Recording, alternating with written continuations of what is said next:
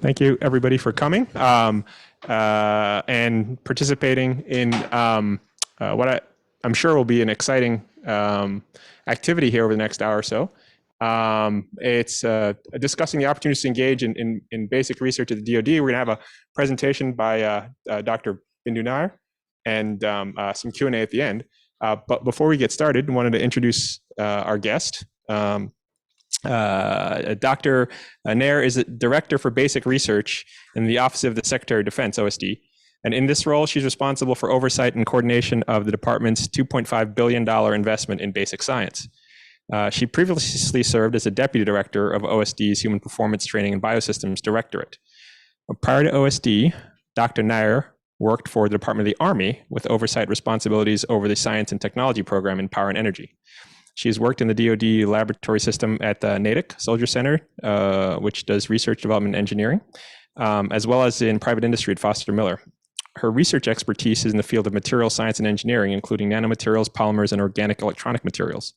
She has published primarily in membrane and material development fields and holds patents in fuel cell technologies. Dr. Nair holds a Bachelor of Science from the University of Florida and a PhD from the Massachusetts Institute of Technology in Material Science and Engineering. So please help me give a warm Minnesota welcome to Dr. Bindu Nair.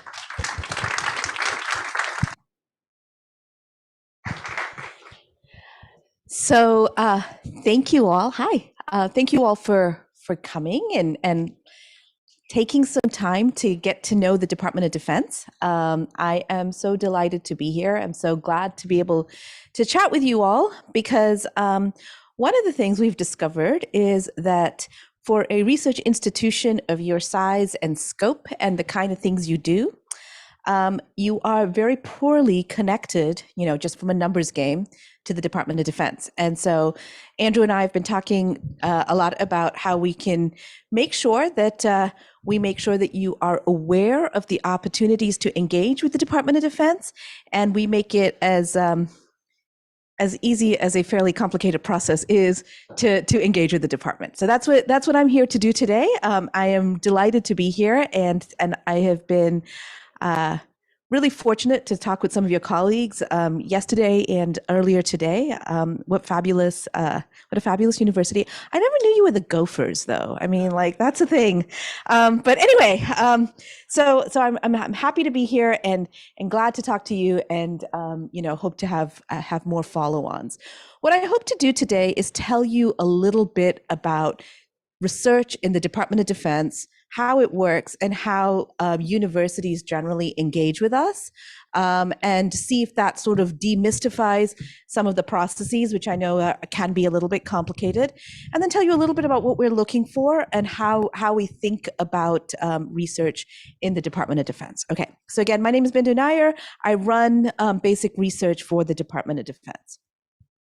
So the first thing I like to start with is this chart here, which talks, which is, it's bureaucracy speak, it's policy speak, but it sort of is a definition of basic research within the Department of Defense. And I like to put this up because a lot of people that don't do a lot of work with the DoD think of DoD research as, well, I want to build a new sub, here's what I want for the F-35, things like this. And then you think to yourself, well, that's not what I'm doing. That's not what I care about. That's not what kind of work I'm doing. So ergo, I don't belong with the Department of Defense because that's not what I'm doing.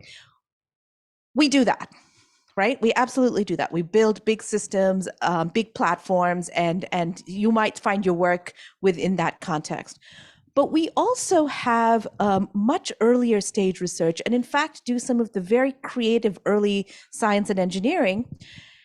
And if you look at what we do with basic research, our policy says, if you look at this definition here, it's what are the fundamental aspects of phenomena and of observable facts? So this is science. This is what is going on in the world and how do we understand it? Nowhere in there is application.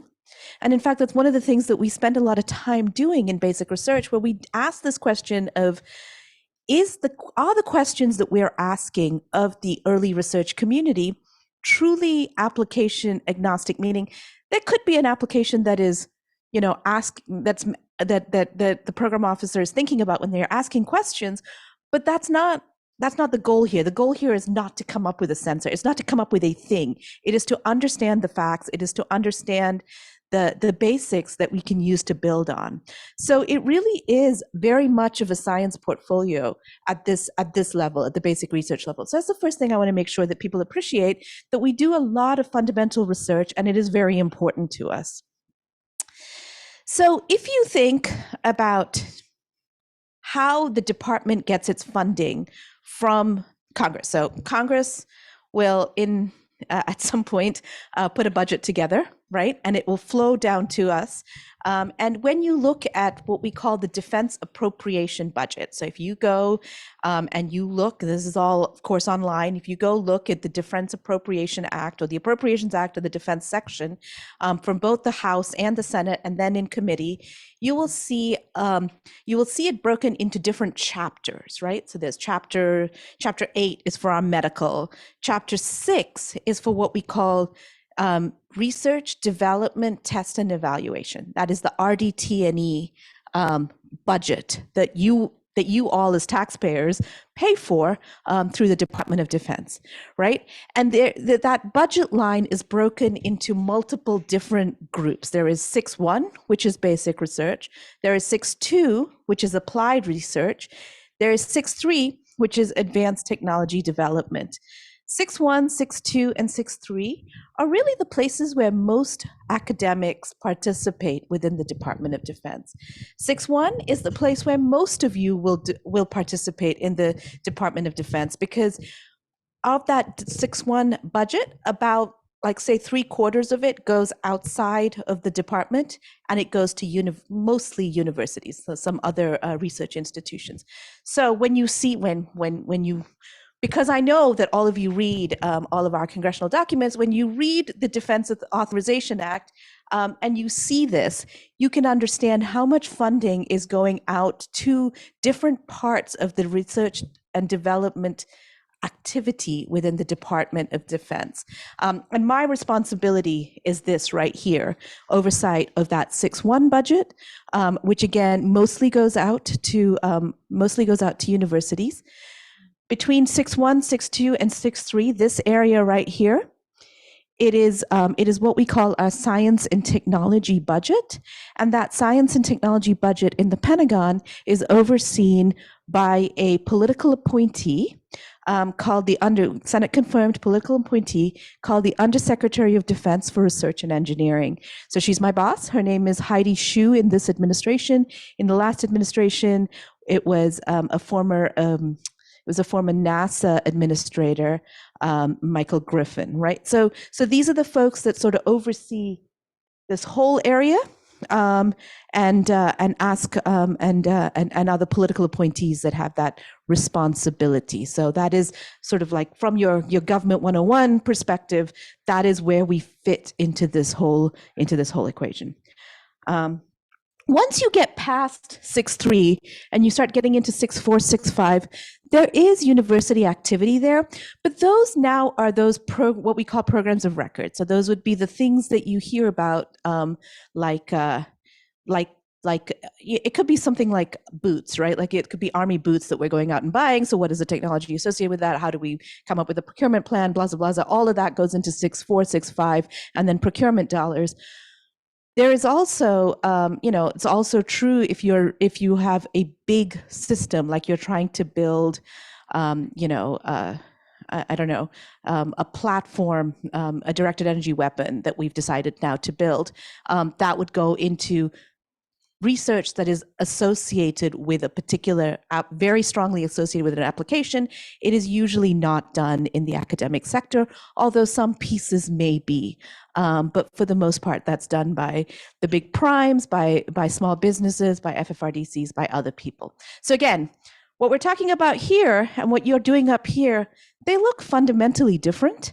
And this looks a lot more like your work with NSF and NIH than it does this. The only thing that is similar is that we all work for the Department of Defense, and we are thinking about the long-term stability of the ecosystem that builds our science and technology foundation. Okay, so let's go to the next chart. Why do we fund basic research, right? Like, why would you have an organization like mine that thinks about basic research and funds it within the context of the Department of Defense? We are unique in the world. You know, when we go talk to our colleagues in almost any other part of the world, whether they are allied countries or not, you will find that there is a civil basic research organization in most countries, right? So most countries will have somebody who does NSF-like things, right? Very, very few places have, in fact, none that we really know, have basic research being funded out of their sort of equivalent of their Ministry of Defense, their equivalent of our Department of Defense. Almost nobody does that. And it is a complicated process, and it's a complicated reason. There are some allied countries that don't do this by constitutional law, right? Like, so Germany, Japan, some of those places, it's written into their constitutions that the Defense Department or the equivalent thereof will not do this kind of stuff. Whereas some of our other countries have pieces of it where they build strong relationships with their civil science organizations, and we sort of figure out how to work through that. But when we were setting up in our country, like, so back in the 60s, right? Back in the 40s, when we were just coming out of World War II and we were thinking about setting up our own research ecosystem, there was a guy called Minerva Bush. He was a advisor to the president, a science advisor to the president. And in some ways, he set up our country's research enterprise. Right? So he set up, the first thing he set up was the Office of Naval Research, right? So the very first science funding agency in the country was the Office of Naval Research. Shortly after that, he set up the National Science Foundation, and after that, you know, AFOSR and some of the other DoD funding agencies came into being. But we have been, you know, in the modern era, DoD has been a part of science funding, especially in the physical sciences and engineering, since the inception of the country, right? Like, we have always been there. We have always been doing enormously important early research in a lot of fields. And, you know, it is part of why I'm here, to make sure that your creativity and your passion and the things that you want to do within the Minnesota community is also something that we are aware of in the department, because, you know, I think missing out on the opportunity to get funding by the DoD means that you're missing out on one part of the ecosystem available to you to advance your ideas, and it is a very important part that is available to you to advance your ideas. When we think about basic research, right? Like, why do we do basic research? So there's the historical reason, you know, Minerva Bush, but then there's also this, this is a chart, a quad chart a chart I like to use. I don't know if you've read a book called Pasteur's Quadrant by a guy called Donald Stokes. Came out in the late 90s, early 2000s, I think. And basically he sort of thought through, you know, how do you think about science? And he plotted it on two axes, right? So how useful is it and how fundamental is it? And over here, you have what we call the Bohr quadrant, right? Like, what's your electron doing? What's your quark doing? What's your neuron doing, right? It is following nature. It is trying to understand from nature, what is it, what is the reality of what's going on? When most people think about basic research, I think they think about this. And that is what many of our sister funding agencies think of when they think about basic research. What is nature doing, and do we understand it, and how do we understand it? This area, this is what we call use-inspired research, or the Pasteur quadrant. So I think the story that Stokes tells is of this guy, Pasteur. He was, like, you know, a young scientist. He was hanging out in France. He had just come out of school. A bunch of the winemaking industry came to him and asked him, what's this stuff that's forming on the bottom of my wine barrels, which is souring the wine? And there are many ways that we could have handled that problem. He could have handled that problem, right? He could have figured out how to scrub it so that you removed all the junk, so that your wine tasted like worth drinking. Or he could do what he did, which was truly try to understand what was causing that sedimentation. What is the process of that sedimentation? How does that work? And then he expanded it, right? So there is a line between his work as a young researcher working on wine germ theory, right? To his future work when he was thinking about it, because it was that understanding of what fermentation and sedimentation was that really led him to think broader about a whole bunch of different things. And in our world, in our view, that's what the DoD can do. We put out these issues to the community. Sometimes you solve the problem. Many times you don't solve the problem, but you open up new lines of inquiry, new ways of looking at fields, new ways of understanding methods. And that, I think, is one of the things that the DoD has brought to the table with, and many of you have heard of the Multi-University Research Initiative. In some ways, that is, in my mind, what that Pasteur Quadrant activity is. We put out a problem that we think we'd like you to work on, we'd like you to think about. You self-form teams to answer that question, and oftentimes your answers will be much more than the sum of its parts, and much more than an answer to the question we put out there. It'll transform into something more and better and bigger when it happens right, and we're very proud of that program. Jen Becker, who's here with me, coordinates the Muri program on my behalf for the department, and so she's available to talk about that program.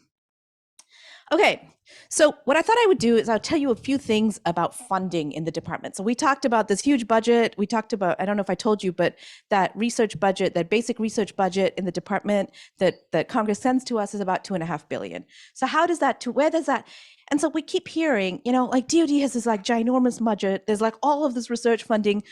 Why can I never figure out how to get a hold of it, right? Like, what is it about this funding and where do I go, right? So let's start with this. So here's a chart that just sort of shows, okay, this is federal agency. This is 2019. I don't know why we're still in 2019. But anyway, 2019, our academic R&D expenditures by federal agency. NIH is the big dog, right? Like they're the ones that spend the most on academic research in the country. But what you see here is DoD is very healthy, right? Like it is at 15% and this is not just basic research. This is all research in academia. And so the reason I put this up here is to sort of say, if you're not participating in the DoD, you're leaving a bunch of opportunities on the table that perhaps you shouldn't be, right? So I really value Andrew sort of saying to me, like, how do we make sure that Minnesota is making sure that they are participating here when appropriate? Because it's a big slice to like sort of leave unharvested by any of our potential performers. When you think about what we fund out of that entire budget, this is again not just 6-1. You got we do a lot of funding of computer science. We are the largest funder of engineering in the country. What that means is that if you are an engineering PhD in this country, there's a pretty good chance you'll have been touched by DoD funding somewhere in your career. I mean, that there's a pretty good likelihood of that, right? We are a big funder of mathematics and statistics, applied math and stats. These make sense. We're a major funder of physical science, although many of our partners in like the DOE and NSF are also big partners. We do fund other things. We do fund life sciences. We do fund social sciences. We fund a whole bunch of other things. So there's almost nothing that's too weird for the department to fund. And so that is, I think, a fairly true statement. So you'll find that we're funding all kinds of different things in different pieces. If I look at that 6-1 through 3 budget, right? Applied research, advanced tech development, and basic research. And I say, okay, that $2.5 billion, right? How does it get spent in the department? About a quarter of it goes to the Navy. Some of it goes to the Air Force. A little bit goes to the Army. About a quarter goes to the Army. Bunch goes to DARPA, and then we hold a little bit of the money in my office and other offices across the Office of the Secretary of Defense. That's really the breakout. So when you want to know where's that $2.5 billion going and who do I go talk to about it, this is it, right? This gets spent, that goes outside the wire, that goes out to universities, primarily by the Office of Naval Research. So many of you know ONR, but they are usually the people that are funding the extramural part of the Navy budget. The Air Force, the people that are funding 6-1 in the Air Force and the extramural part of that 6-1 is the Air Force Office of Scientific Research. They are headquartered in Arlington, Virginia. Many of you have program officers that are Air Force Office of Scientific Research program officers. Get to know them. They are the ones that control this part of the budget, right? Army, similar thing. Army Research Office, which is down in North Carolina, is where this funding, this part of the extramural funding for Army comes in and goes out, right? So that's the universe of the funding. Many of you are familiar with DARPA. A lot of 6-1 happens in the Defense Sciences Office in DARPA, but 6-1 is spread across their portfolio. So you'll have MTO and all kinds of other places that will do 6-1 funding within DARPA. I think the key to all of this is to access any of this stuff, like starting right here, going all the way around. It happens through a program officer. It happens not by talking to me. It doesn't happen by talking to Jen. It doesn't happen by going in like whining at Andrew. That's not how it happened. It happens by getting to know a program officer that is responsible over there, right? So if you go away with nothing else, to unlock this funding, you get to talk to a program officer. And I will tell you a little bit about why we continue to do that way.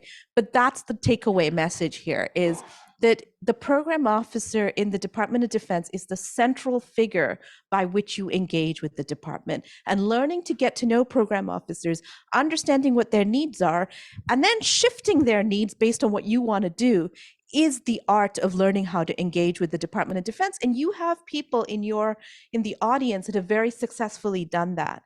And I would suggest to you that you should learn from them and do that yourself, because it is a very fruitful and long-term relationship once you build it with the folks in the Department of Defense, right?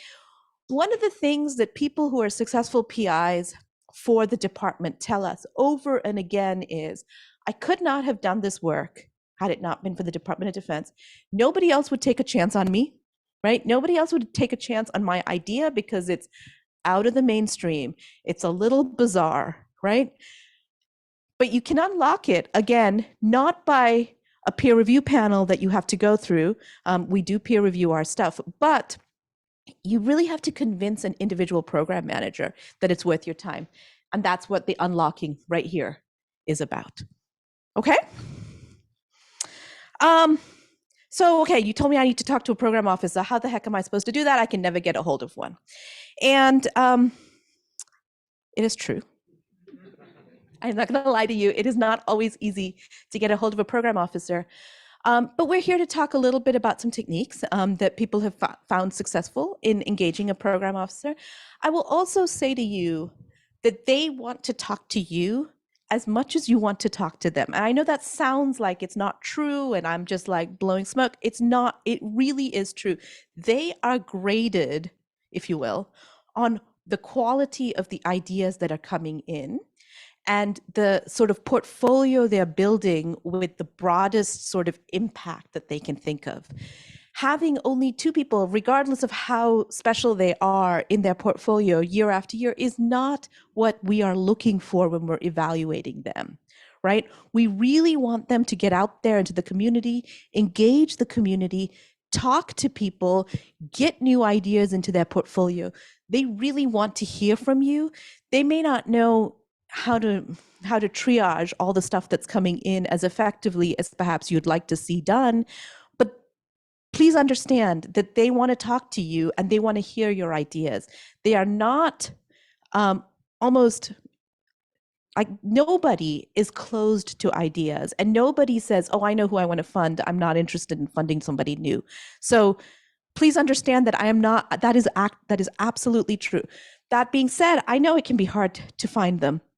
The first thing I would suggest is each program manager in each of the services, this is not for DARPA, this is for AFOSR, ARO, and ONR, the 6-1 programs. One of the things you would do is you should go to the open BAA, the open broad area announcement or funding opportunity announcement that is updated once a year for each of the services. Go read them. They will have the program officer's contact information and what that program officer is looking to do that year, right? That way you identify the 2 or 3 program officers across the department you want to reach out to, and you believe that you might be able to make an impact on their program, so you can get to talk to them, target them, figure out, first thing to do when you sort of see this is not to then immediately write a proposal and send it over to them. Like, that doesn't tend to work in the Department of Defense, right? So I know you are used to this process by which, there's a call for proposals, you'll write a proposal, you'll send it in, you'll see if it works, and then at some point you'll get a response, right? And you have like an X% chance of winning based on numbers, right? That is not how the DoD process for the most part works.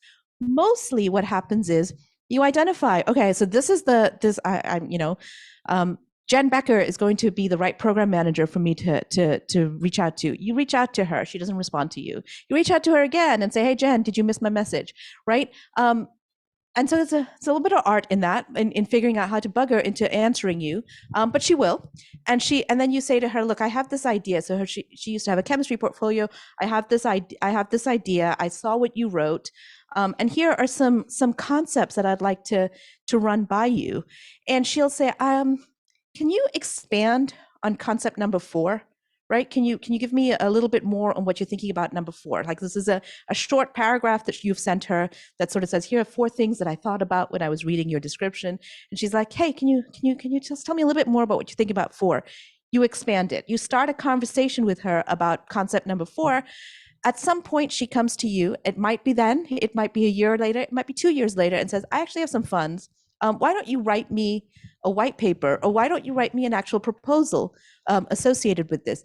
At the point that she invites you to write invites you to write a proposal, chances are she's identified the funding and she's identified an actual interest in your particular topic. You are not wasting your time at that point to write a proposal into her, because provided it sort of makes sense and it is what she was thinking you were talking about, she's going to figure out how to fund it. Right? Like, that is how program officers tend to work with their core budgets. And so that is unlike how most of your other funding agencies work, but you need to appreciate that. And so you need to understand that building this relationship with Jen is important, maybe not for figuring out how you're going to pay your lab next month, but it is important for figuring out how to get your number 4 idea, which was the one that you weren't so sure about, and you just sort of put on there just as a, well, maybe, I kind of want to do this, but no one's going to ever say yes. That's almost always the ones that our program officers gravitate towards. And that lets you build this long-term relationship with them where you can keep going back to them with your crazy ideas. And sometimes they'll say no, but more times than I think PIs have told me more times than I would have expected, they said yes. Right? And they funded it. And it lets you build a long-term portfolio that changes the direction of science or engineering in the country, which is really what we're after. We're not interested in doing additive work to a bolus of very strong of strong science. We have other agencies that do that. We're like, we want to take you 3 degrees off course and explore that space, and then in time, the whole community shifts in that 3 degrees, right? And like we're following a path that the Department of Defense has been really instrumental in directing us down. That is what we measure our program officers on, and you are the tools that they use to do that, right? So understand this relationship between the PI and the PO. It lets you do cooler stuff. It really, really does. It lets you do things that you cannot imagine doing using any other funding source. And I think if you talk to your colleagues that have had DoD funding, they will say that to you. And part of what we need to do is figure out how to get you to talk to these program officers. And it is a hard thing to do. And one of the things that I would suggest you do is get to know your colleagues on campus or through your other professional networks that have DoD funding. See whether you can go with them to program reviews and other activities, workshops, other things that are being hosted by program officers. Meet them, try to figure out how to meet them at conferences you're going to. Read their BAAs and sort of see who you want to target. Work out a plan to do that with your colleagues. And I promise you it's worth it. It's worth it in the long run.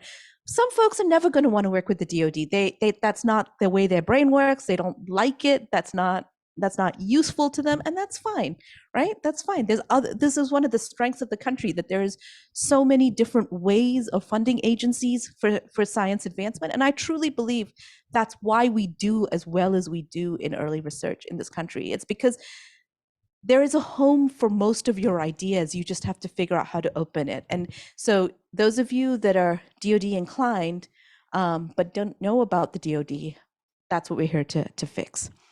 Okay, so typical project development process: engage with a program officer, submit at any time via email. We will, again, a lot of conversation that happens here. People will then ask you sometimes to write a white paper so that they can understand it in a little bit more detail. And again, when you get to be invited to write a proposal, there's a pretty high likelihood that somebody is actually interested in funding it. So I thought I'd tell you a little bit about what we spend basic research dollars on. We spend it on pre-doctoral fellowships, right? Like we spend it on training, SMART, on NDSEG. We'll talk about some of those opportunities for your students. Most of the funding goes to university and academic laboratories. That is the big piece.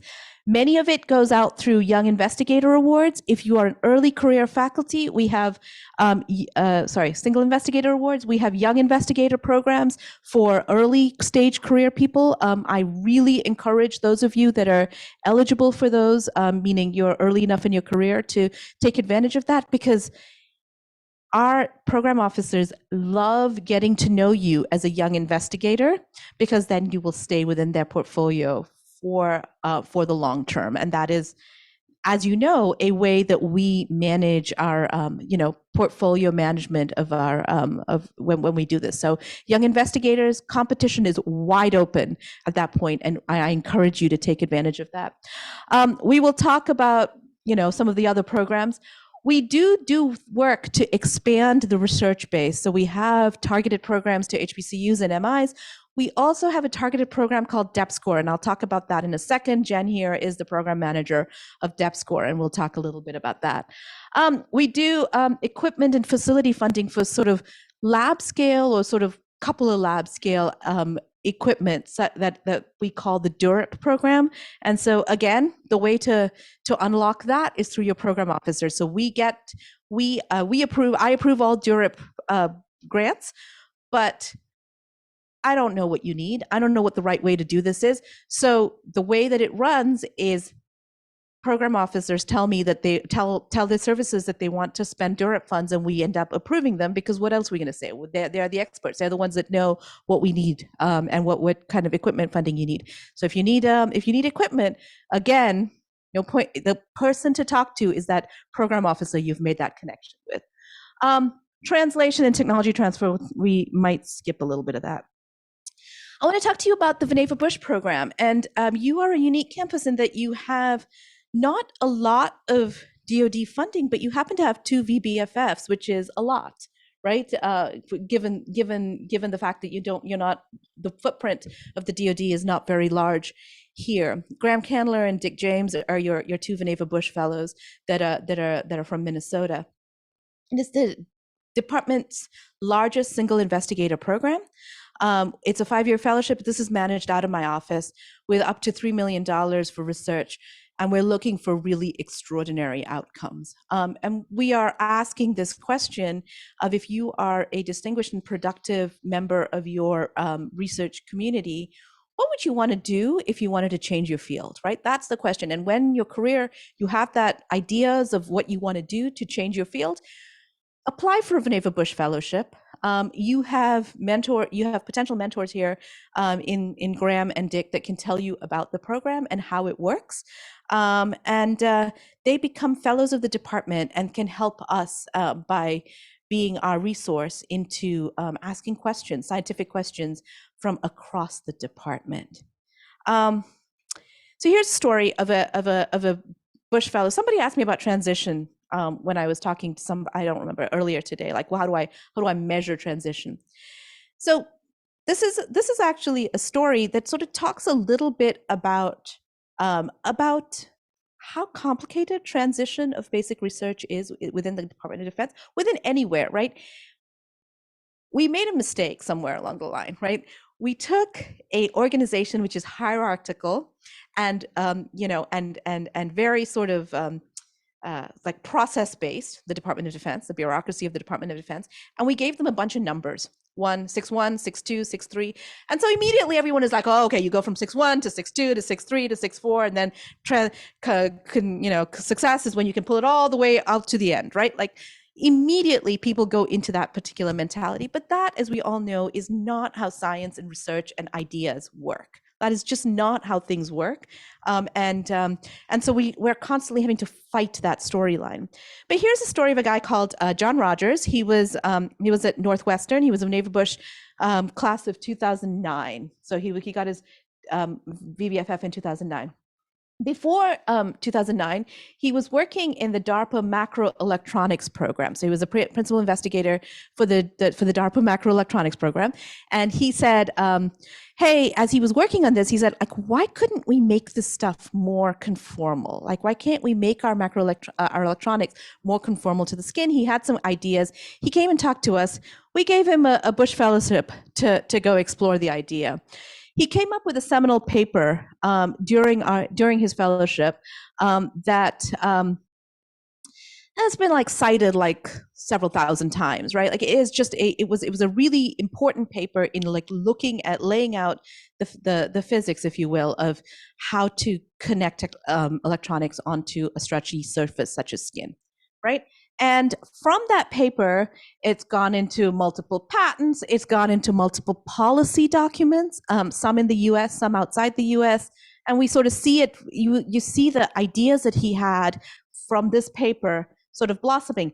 None of this is in the department, by the way, right? This is not happening within the context of the department. This is a paper that we funded, but we had no connection to really from this point onward.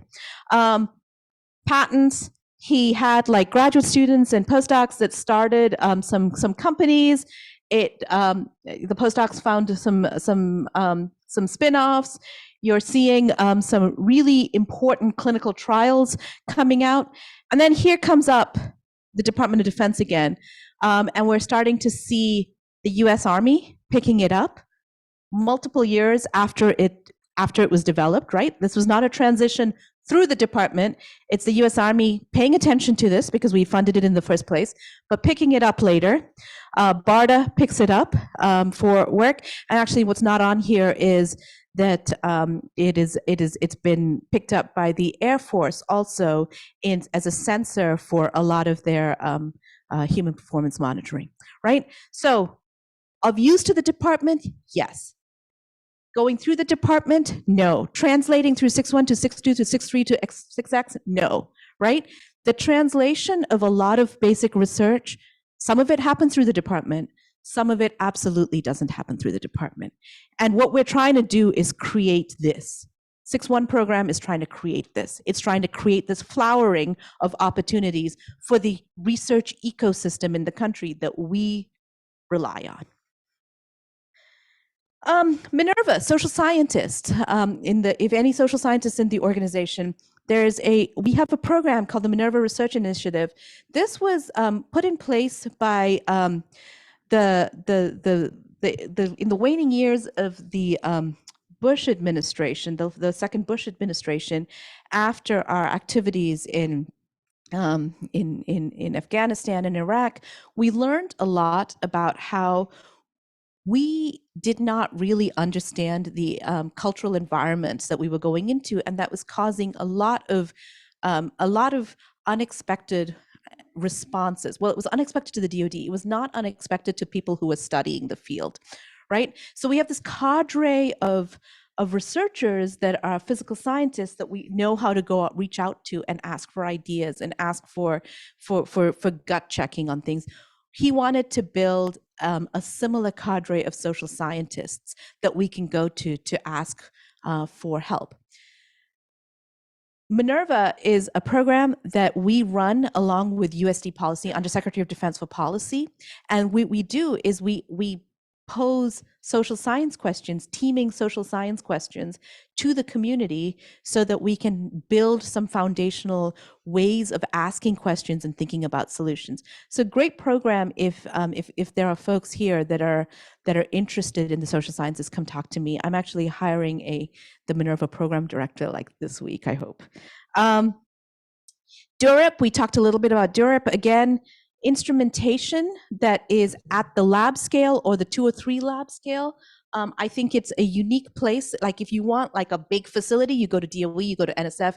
If you want like a piece of equipment to support a single investigator award, you tie it into the single investigator award. If you want something just a little bit bigger, something slightly different, something slightly unique, I think some of your colleagues have had DURIP proposals, and I encourage you to look into that because I think it's a useful thing that we provide to the community. MURI, Multi-University Research Initiatives. If you get invited to be a member of a MURI team, if somebody says to you, hey, I'm putting together this MURI proposal associated with something the Department of Defense is wanting to do, your answer is yes. Okay, so just go ahead and say, yeah, I'll participate in that team. It is one of the methodologies to get into the department because the program officer is paying attention to the MURI.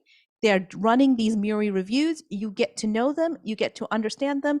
If you come in as a junior faculty member into a MURI team, or not even a junior faculty member, a member that has not been involved in the Department of Defense much before, is a great way to immediately get in and understand the system. So if somebody asks you if you want to be a member of a MURI team as it's forming, the answer is yes. The white papers come out in late spring. White papers are due in early summer. Full proposals are due in late summer. And we're in the process right now of selecting for the next year. We're also in the process right now in our office of the program officers are sending us their next tranche of topics, and we're negotiating with them and approving them or disapproving them in some cases, right? So our office has a responsibility for making sure that the MURI topics are appropriate as they go out. So let's talk about DEP score. This is the Defense Experimental Program to Stimulate Competitive Research, DEP score, and it was created by Congress in FY 91, so in the 90s, and legislatively authorized in 94. And then it went dead for a little bit. And then it sort of died in about the 2000s, and then it was reauthorized in 2017. And it has been appropriated about $20 million to my PE, my program element, to dedicate it to DEP score. Okay, so all of that to say, what is DEP score? So let's see, do we have a picture? Yeah. So DEP score, if you have heard about the NSF and DOE program called EPSCOR, what it tries to do is enhance the capabilities of universities in states that don't get a ton of research funding that need to build their research infrastructure and ecosystem. So that makes sense, right? That's what NSF's EPSCOR program was. When DoD last did its DEP score, it just basically was a follow-on to that particular program, just using DoD funds, right? But when they reauthorized us in a couple of years ago, they came and talked to me about what we should do, and I said, look, don't make us follow the EPSCOR model. Give me the flexibility to figure out how to run this program in a way that is best for DoD. And what we discovered from this is that there are all of these states that we engage with that are like Minnesota, high research productivity states with a lot of research capability and infrastructure that somehow are depth score eligible. And what that means is that we are not funding you in Minnesota commensurate with your research capability. That's basically what I took away from this. And so the question is why, right? Well, we just talked about how complicated the DoD, like getting to know a DoD program manager is. So if you don't have a cadre of people that are already doing this, then you don't get involved in it, and you may just not participate in it, right? So that's certainly a thing that could be happening, that it's too hard, you don't know how to do it, so you go to things that you know how to work on, right? Like that, I think that there's a reasonable amount of that, and that's why events like this can hopefully help us get over some of those barriers. It could be, I mean, there could be other good reasons why Minnesota is a depth score state, and that are fine. And we just don't know that. But the first thing we need to do is make sure that you're aware, so that the reason isn't simply because of awareness and ability to participate.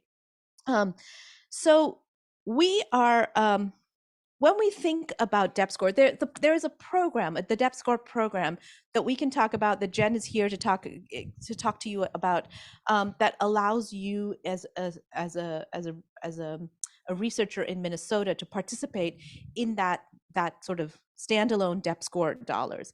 That is important, there's no question about it. But really, the key here is to sort of say to you, if the problem is that you don't know about DoD, we want to expose you to that entire $2.5 billion portfolio, because you should be playing in all of that. You shouldn't just be playing in depth score. That being the case, I encourage you to think about depth score and how you might participate. We have a depth score winner here, right? So he is a current depth score awardee. So you have a team in this institution, so you can get some feedback on that process from right here. Okay, so there are really two competitions that we run. We run a research collaboration competition, and we run a capacity building collaboration. So research collaboration basically teams up somebody who knows the DoD, a principal investigator who's had past experience with the DoD, with a with a principal investigator who has participated with the DoD, with somebody who is novel to the DoD, as a team that comes out and gets a sort of single investigator plus award, right? So that's really the plan behind the research collaboration. The capacity building collaboration, that's more for those of you guys in the administration, right? I think that is an opportunity for you to tell us, like, I think those are about $2 million awards, and it is to support universities in depth score states, to sort of say, here's what we need extra funding for to support our strategic plan to grow in an area of interest to the department, right? So we fund those to the university. People have used them for funding, new hires. They've used them for, equipment. They've used them for building collaborations with the department in some way. So that's an opportunity, but that's at more at institutional level, not at the individual researcher level. Program eligibility. Take a look at that chart. It is kind of astonishing, right? These are here is the congressionally directed eligibility criteria.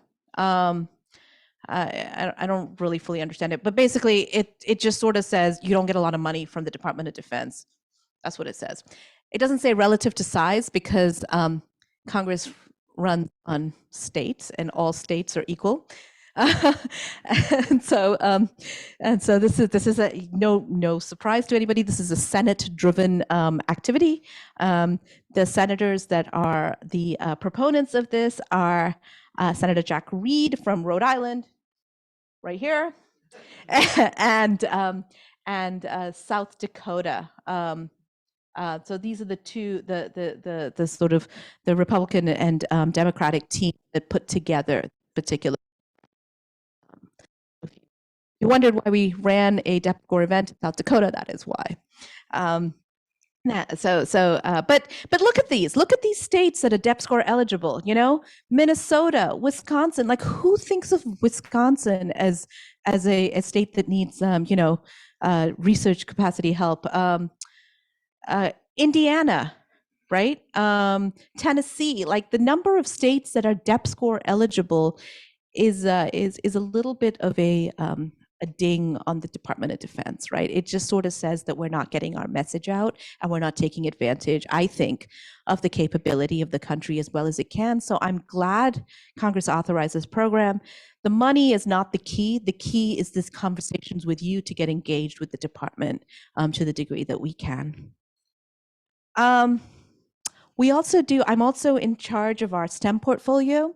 So we do have programs in a scholarship for service program. So if you have students that would like to work within the Department of Defense, it's a great program. Whether they're undergrads or graduate students, we will pay for their training, and they have to give us back that time working, oftentimes in a DoD lab, sometimes in the defense industrial base sector, as a way to pay back their time in the fellowship. Lots of young people really enjoy that program because they were planning on working in the department anyway. So it's not just an opportunity for a scholarship. It is also a built-in job placement at the end of it, right? So a lot of students might find that very valuable. NDSCG, that is just an open graduate fellowship program. We pay for multiple years of your PhD program, and you are at the tippy top of your field. Those are very high performing students. There is a citizenship requirement on both of these because this is a domestic workforce development activity. We have HBCU MI programs that we are looking to expand our activities with minority institutions of all varieties. I'm happy to talk more about that if anybody has any questions. So I think I'm going to pause there. In addition to the research stuff, mostly what I spend my time doing is arguing with various people in DC about interagency issues impacting the academic environment and the research workforce. What do we need to do there? And I sit on a lot of those committees and have a lot of conversations about those. Because I run the 6-1 budget, I am our primary liaison to generally to academia.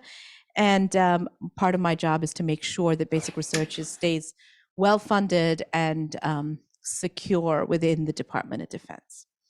So with that, let me pause.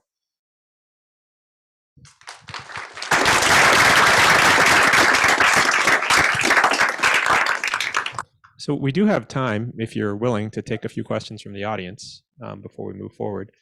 Yes, Yos.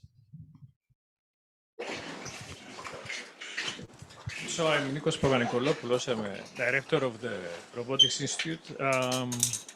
Thank you very much. I think this was one of the most informative talks, especially. So I want to ask you a question that I'm struggling with as a director, and I think the dean's office, department heads are struggling. Before COVID, we used to be able to take a bunch of faculty to DC, pitch the ideas, some things will work, some things won't work, but one visit will cover many of the Air Force offices, Navy offices, DARPA. Now with COVID and after COVID, this in-person communication is absent. So do you have any ideas on how we can bridge the gap? So I think that everything I have heard from the different offices suggests that they are going to be restarting those opportunities again. So so people are going to be open to having you swing by their office with ideas and discussions. So I think that is ONR certainly has indicated that they're interested in starting up again. DARPA certainly said that they are. I think Air Force is, AFOSR is also. So I think that is going to re-engage. That being said, I think one of the advantages, and we were talking about this morning, I think, one of the few advantages that the COVID era has brought is taught us a little bit about how we can do virtual outreach a little bit more effectively. So, one thing that may be things that your folks might think about is running into a program manager, either by this initial conversation that you've brought them to DC for, or you've met them at a conference, you've talked to them. Ask them for time. Ask them for a half-hour Zoom call to walk them through a concept, a pitch, if you will, a 15-minute, whatever the time that they'll give you is. But I think that people are now open to hearing stuff like that they would, or that they never had an opportunity to do before, because they can use the hybrid mechanism to have that conversation. So it's a thing that I think we are underutilizing in what you're calling the pitch. If I may ask another one, I don't see any other hands here. So understanding the relationship that the program managers play, and they're sort of, for the sixth one, very much sort of the gatekeepers. Program managers are people, and so they have their ideas. How does your office or OSD prevent it from becoming sort of an old boys club? Yeah, that's a great question. So programs like DEP Score, programs like the YIP program that forces people to find new performers, I think are one of the most effective ways that we can do to jerk them out of their complacency. I sit on most of their reviews, like their program reviews, and I do ask that question. Well, I understand that that's what you were funding, but why are you still funding that group, right? Like, what's the purpose there? And usually they'll have a pretty good story for me, right? They'll be like, they were working on this, but they have now shifted to thinking about this. So just because the same person is being funded doesn't mean the same idea is being funded. And usually they're very good at being able to articulate that. Where they fail is to be able to explain how they went out and searched for new people, right? And so I think that is an opportunity for us to do better on. I think across the board. I think a lot of these, one of the things that we do, we carefully do in MURI topic development and selection is we spend a lot of time talking through the topics to make sure that they are not what we would call wired, that there isn't like one team in the country that can actually do this. And we have sent back multiple topics that I felt were too specific. Like, yeah, but who's going to do that? So fund it out of your 6-1. I mean, your basic, your core funding. Don't ask me for a MURI for that, right? So, so we protect it at the levels we can. We don't want to create a uniform policy that says you must shift your program, because sometimes having that a person that's been working with you and that is shift, but as long as they're coming up with new ideas, I don't think is a net negative. Oh, should I use the microphone? Yeah. Teresa Reinecke. I'm here in chemistry and chemical engineering, material science. I have a question. So just thinking about other governmental institutes, for example, DOE has like an EFRC mechanism, which is sort of a large team. And more recently, they've gone to like tens of millions of dollars funding for like very large teams and research efforts. From your slides, and I'm not familiar with other programs, is the MURI program kind of the only DoD-centric program that funds like large center or team efforts, or do you have other teams? So the team effort in 6-1 in basic research is really the MURI program. And again, that's not a center. And the reason that that's important is that it is not geographically confined to any one space. You're not building equipment together that is particularly useful. What you are doing is getting different perspectives from different fields into a particular problem set. So and we're very proud of the MURI program. We like it. We think it's an important thing. We are not good at running centers. That's not our skills. So we have other, like I said, we have a very rich USG in research funding.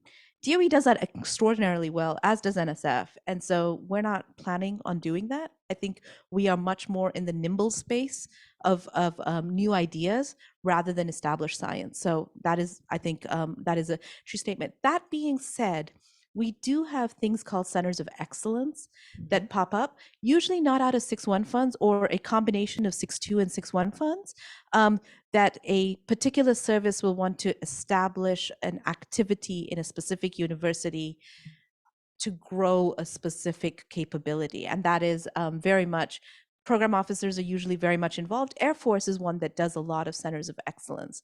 So that can happen, but that is, again, much more organic in how it builds. Okay.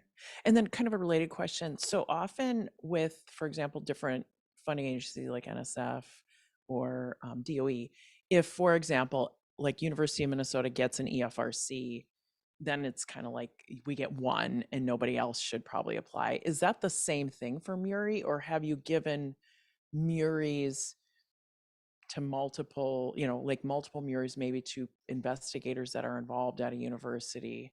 If I'm hoping my question makes sense. So can a university get like more than one Oh, yeah. MURI? Okay.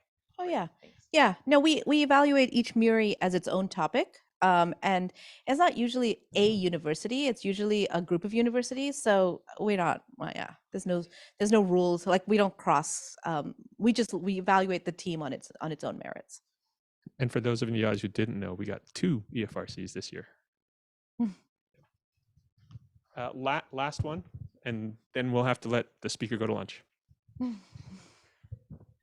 Hi, thank you for your talk. I'm a PhD student in the mechanical engineering department. I was wondering if there are any pre-doctoral or postdoctoral opportunities for people who are not citizens in DoD labs. In DoD labs. So no. I mean, I'll be honest. I think that we try, but the problem that we often have is labs are based in on bases, and it is not the labs themselves that are the problem. It is the bases have a very hard time for us to bring people who are not clearable onto the base. That's the fundamental issue we have.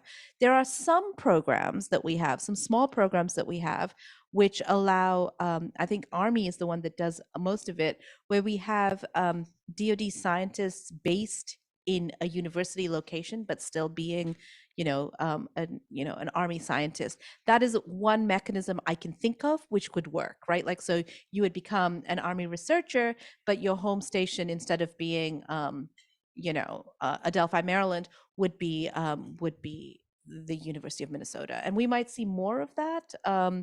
As time goes on, but given hybrid and all these other things that have happened, but for now, I think the answer is really no.